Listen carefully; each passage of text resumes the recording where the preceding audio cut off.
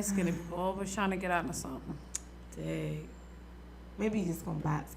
But let me also remind you guys before I get into the lupus fundraiser, I want to remind you that if you miss any episode of Women Love Sports 2, to just log on to Radio on Fire at any time and you can view any old episode just like that, straight like that. And you can share it too. And cook it, yep. Yeah, we appreciate that.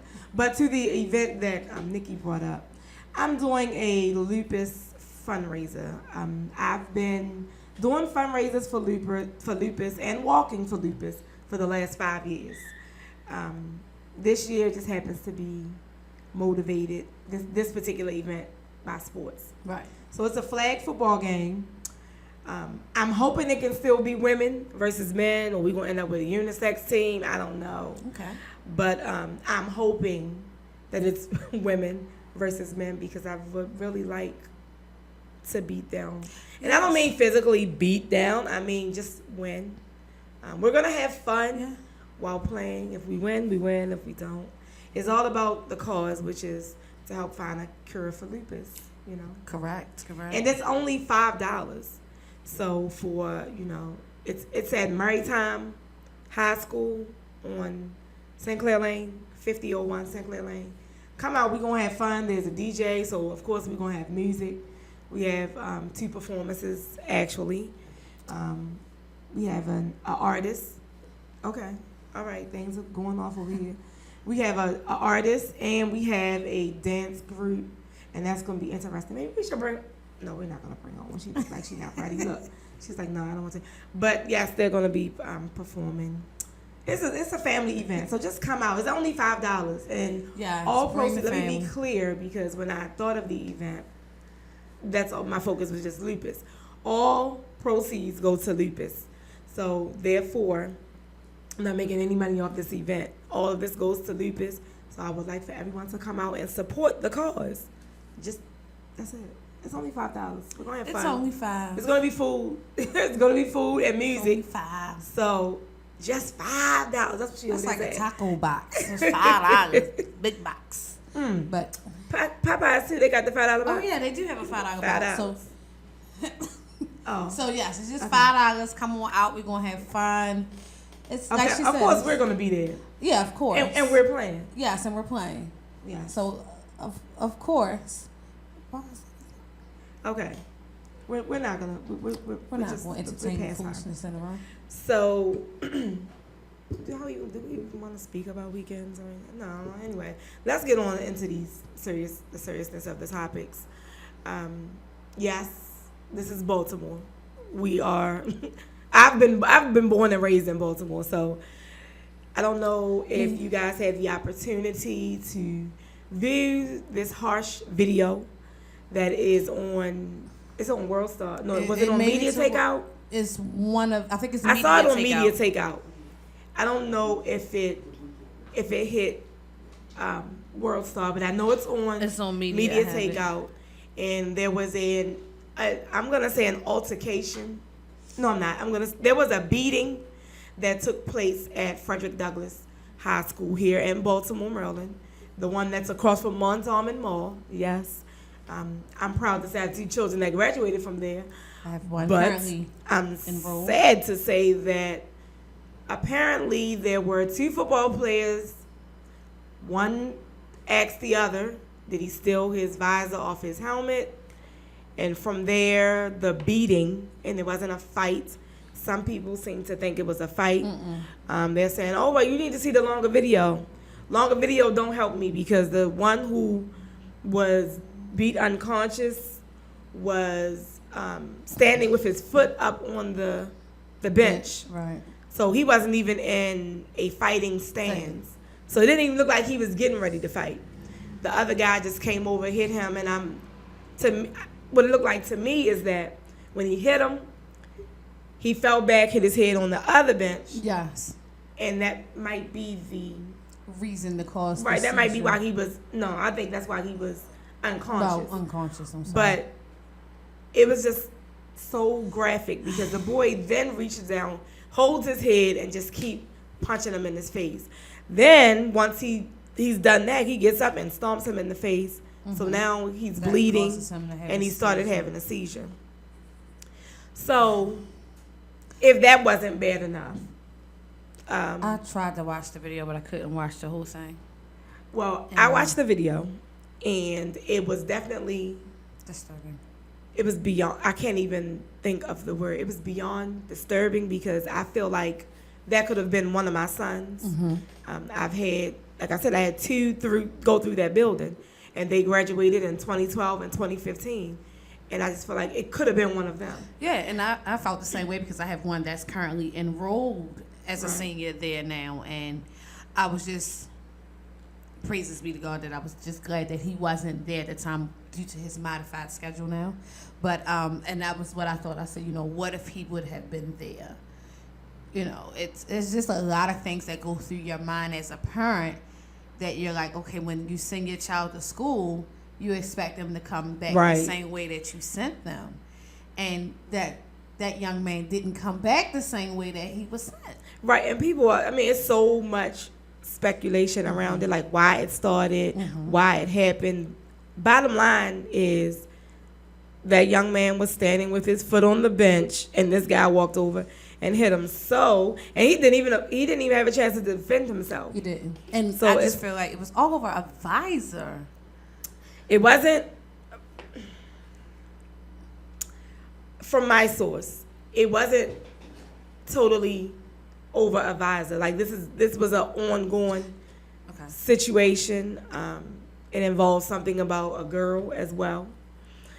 So it's be able to see, like I'm saying, it's ongoing. Right. So I got you because I got that same perspective too, that it was an ongoing thing going on between the both of them. But this last situation was over because I got the back and forth. We're all human, and I do not excuse what this young man did, but I think that he just needed an opportunity or a reason to say, I'm just going. Yeah. I'm gonna hit this nigga in his mouth. He just needed a reason, and it just so happened, boom, that's the reason. But let me please say this. Y'all governor, because I didn't vote for Hogan. Larry Hogan, y'all know who that is. He was fighting. Is he done with his cancer treatment? I believe he is. I know he shaved off all his hair. Well, wish you well. Yeah. Glad you came through that. But now we need you to sit your ass down and figure out what you're gonna do and put those school police officers back in the building, because now people are like, oh my God, it took them so long to respond. Excuse me, your governor decided to move armed school policemen out the school, so there are no school police in the school. They now just have, what are they? I would say they're professionals, but I don't know who they have in the building. Well, I know years ago they had hall monitors in the building, but then they stopped with the hall monitors. So I don't know who they expected to break up the fight, because, and let's be real, I know it happened that way when I was in school. Lunch. Oh, yeah. The lunch period is the period to fight. Yes. Because it's more children than it is adults. It's no adults. Correct. In that lunchroom. I don't care what school it is that you're at. It is more children. So it's like free for all. We can do whatever in here. As we know, Douglas cafeteria is not that big at all. No. It's really not that big. So my thing behind it was, first of all, they knew this was going. Well, I'm not saying that the adults knew it was going to happen. The young men involved knew that it was going to happen, because the one recording it knew that it was coming, because he was set up and ready to go. Well, he didn't get the full beginning. The other person that recorded the full video, that person knew what was going on. It was said that he was lured to the cafeteria in the first place. Like maybe he wasn't even supposed to be in there, but I don't know. I can't confirm. I can't confirm that. But the reason for even discussing that is it brings up to my point and my question that I posted earlier, because they decided to cancel Douglas football season altogether because of this incident, which I felt like was totally, it was just over the top. all of the children, JV and varsity, did not have something to do with this incident. So why should these children have to suffer for what other kids did? And then I was like, well, wait a minute. There's seniors on these teams. Okay, there's seniors there. The scouts how are the scouts going to see them? Right. Can they be offered, to come to a college without even being seen? Like, well, I know some of the seniors had started looking into other options. Well, now they don't have to. Wait a minute. Slow your roll. Jeez. You laughing? I know, I'm trying. So that was just kind of my concern. Like, my question to everyone else is, do you think such a thing would be fair? I know I've seen in college where it'd be like 4 or 5 people. Like, if they're fighting on the field, right, they'll suspend those players and they can't do something. Or if they participated in hazing, then they'll suspend those. It wouldn't be the whole team as a whole. Like, nobody can play. So if they were both on JV, then why can't varsity play? So if you're gonna, penalize JV for it, then why penalize varsity? I didn't understand that, and I have been in communication with some parents who have children on the teams, and there was supposed to be a meeting at North Avenue. The meeting was about everything, not just about Douglas football, but they were all going there for that purpose. But before I was able to get, to that meeting, I received a message saying that practice had resumed today, and I was actually forwarded the actual message. I'm trying to pull up. Okay, it says, greetings, effective September 22nd, 2015, the junior varsity and varsity football teams may resume practice. The teams are permitted to practice in their upcoming contests, with the following modifications for this week. Meaning, on September 24th, 2015, JV football, Douglas at Emerson at 3 p.m., and the 25th, varsity, Douglas at Emerson, 3:45. They are requesting that Frederick Douglass provide administrators or staff members to assist with contest supervision. Why don't y'all put more school police officers there? Like, true. I don't understand. Like, what can they do? What can the staff do themselves? If they can't handle them during the day, and I hate to say that. And mind you, they want more people. Right. This is not. Neither one of these games are taking place at Douglas. Right. And let's be clear about that. After school time, where you have parents who have to go pick up their kids, these are people who, they expect that when their day is over, their day is over. Now you want them to travel from their school that they work at to go and secure. And like you said, you have these police, y'all can use them for any other time. Because Douglas is down, they do have one police officer. I only got one now. But that one is not saying he's the bad dude. Even at Dunbar, I asked my child today, I said, have you seen a school police officer? She said, no, but I was wondering who they are. They look like the regular, like back in the day. Well, not too far in the day. Right. But they used to wear the shirts that said hall monitor. Okay. That's just, they look like regular people. They had on Dunbar shirts, khakis, but they was grown. You could tell that they wasn't a part of the student body. But they took their guns. Yeah. First they couldn't take their guns in the school, and then they just pulled them out altogether. Well, some schools have them, because I know Green Street, the girls' volleyball coach is a school police officer, and he's no longer at CASA. But I asked him, I said, hey, I haven't seen you. Where you at? He said, they did a lot of shifting and stuff around. So he's at Green Street Academy. Even if he's there for the moment. All school police officers, I'm only telling you because I definitely researched. All school police officers, like I said, first they took the guns, and then they said, come on out, they coming out the schools. So, it is what it is. They need to put them back. Maybe it would have been a better response time on that fight at Douglas. Right. I don't know. Yeah, and I know a lot of them rotate, so because you don't have that. Well, some patrol. I do know that they are patrolling the schools. Right. What are you looking for at night? But I guess people break in the schools. You know, I don't know. Do they? Well, you know what they do, because I remember a young man broke into Beachfield, into the school police officer's office, and took badges and handcuffs and We've had that problem at Empowerment too. The neighborhood kids. Oh, they do that? Yeah. Oh, yeah. They come through the windows. Through the windows. Because it's what kind of windows do you guys have at Empowerment? Well, unfortunately, there's window. You said the school. Sorry. Unfortunately, there's a ladder where they can climb up and they've kicked the windows in. It's been some craziness. Oh, wow.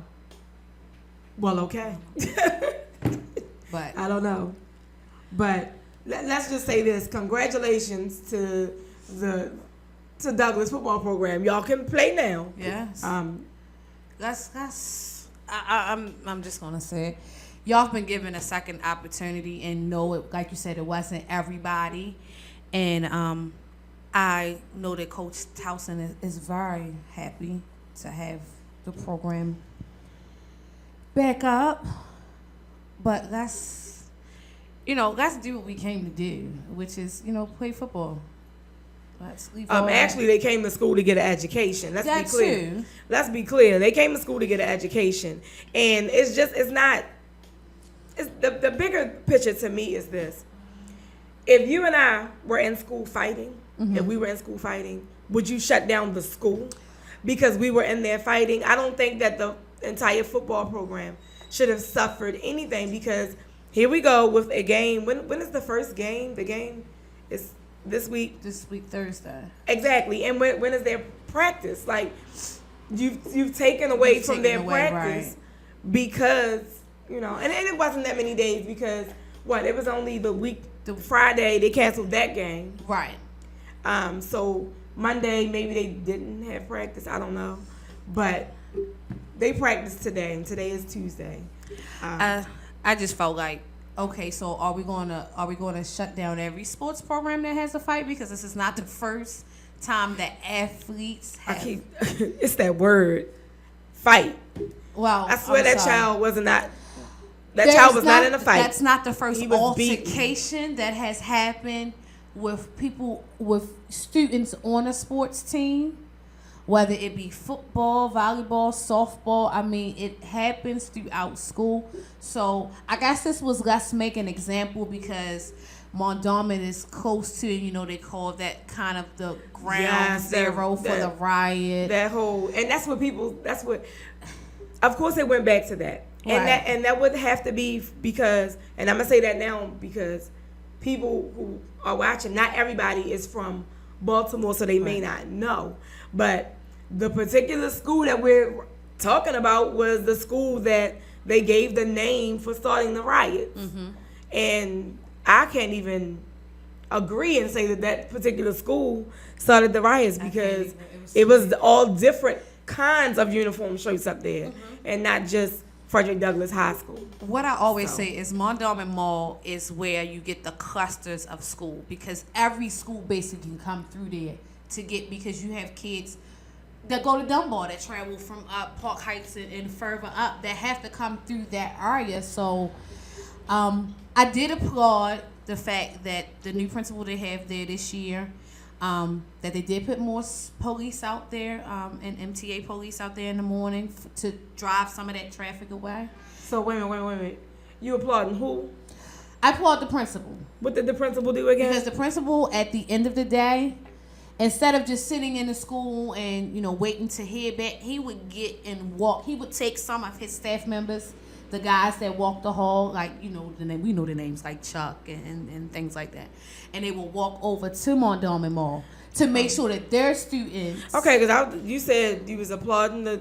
I'm just trying to have a clear understanding of what you're saying, because I want to know. Principal. You said, hold on. You said that you was applauding them because then you said the MTA police. He has no control over that. Well, I know that, but I'm just saying I applaud Well, he's not doctor. I applaud Mr. Bridgers for getting out there and saying, you know what, I'm gonna walk over here because I want to give my students more credit than what everybody else or the media or certain political, certain people are saying about these kids that come from Douglas. Okay, it's just some of the kids from Douglas. It's some of them. I'm not going to say that it's not. It's some of the kids because Douglas is getting a bad rap. Yeah. It definitely is. But we're gonna wrap it up about Douglas. But we do want to say, let's keep the peace and let's stay on that track to win the championship. Y'all went far last season, and I want to see y'all win the championship. Go Ducks! What they say? Got duck. I was gonna wear my shirt today, but not gonna say why I don't have it on. But it is what it is, right? Yes. So off from one duck, one bird, to the next bird. Yeah, I'm going there.